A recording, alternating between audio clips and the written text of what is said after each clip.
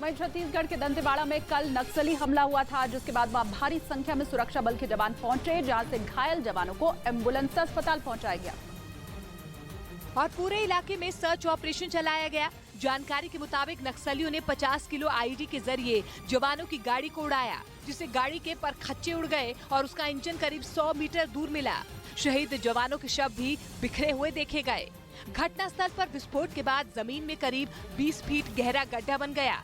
IED धमाके के बाद नक्सलियों ने करीब आधे घंटे तक फायरिंग की। डिस्ट्रिक्ट रिजर्व गार्ड के जवानों ने भी जवाब दिया। कुछ देर बाद बैकअप फोर्स घटनास्थल पर पहुंची और उसके बाद फायरिंग बंद हुई। वहीं छत्तीसगढ़ के दंतेवाड़ा में नक्सलियों के कायराना हरकत के बाद रायपुर से दिल्ली तक हलचल बढ़ गई है। रायपुर पुलिस हेडक्वार्टर में बड़ी बैठक की गई है, जिसमें इलाके में सर्च ऑपरेशन तेज करने और हमले के सभी पहलुओं पर चर्चा की गई। साथ ही आने वाले वक्त में नक्सलियों के खिलाफ अभियान तेज करने की रणनीति पर चर्चा हुई। आज बड़े अधिकारी दंतेवाड़ा में घटनास्थल का दौरा करेंगे। हालांकि पुलिस ने किसी भी तरह की चूक से इनकार किया। और भी जो स्थिति वहाँ पर लोकल है उसको नियंत्रित किया जाना, इलाके में सर्चिंग बढ़ाई गई है, फिर फोर्स भेजा जाना है।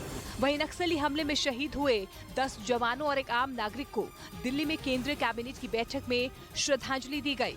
केंद्रीय मंत्री अनुराग ठाकुर ने बताया कि दंतेवाड़ा में शहीद जवानों को कैबिनेट ने श्रद्धांजलि अर्पित की।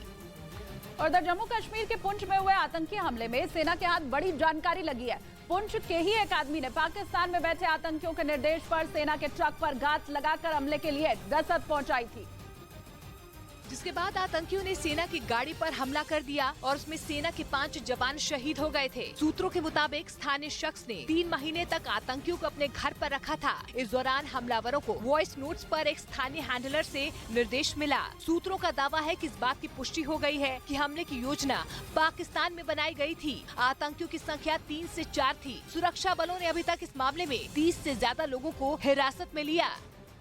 और वहीं ऑपरेशन कावेरी के तहत संकटग्रस्त सूडान से सुरक्षित निकाले गए 360 भारतीय नागरिकों का पहला जत्था भारत पहुंच चुका है। इन्हें जेद्दा के रास्ते भारत लाया जा रहा है।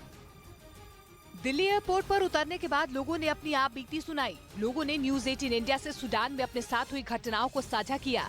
लोगों ने बताया कि अगर भारत सरकार उन्हें लाने की पहल ना करती तो उनका वहां से निकलना नामुमकिन था। वो बाहर नहीं जा सकते थे क्योंकि हमारे ऑल राउंड में वॉर चल रहे थे ना, तो हम लोग बाहर नहीं जा सकता था।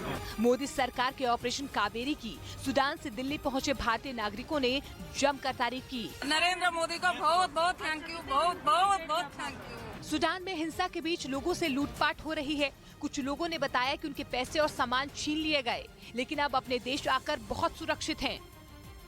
और इधर भारतीय सेना सूडान में फंसे भारतीय नागरिकों को सुरक्षित घर पहुंचाने का बीड़ा उठा चुकी है।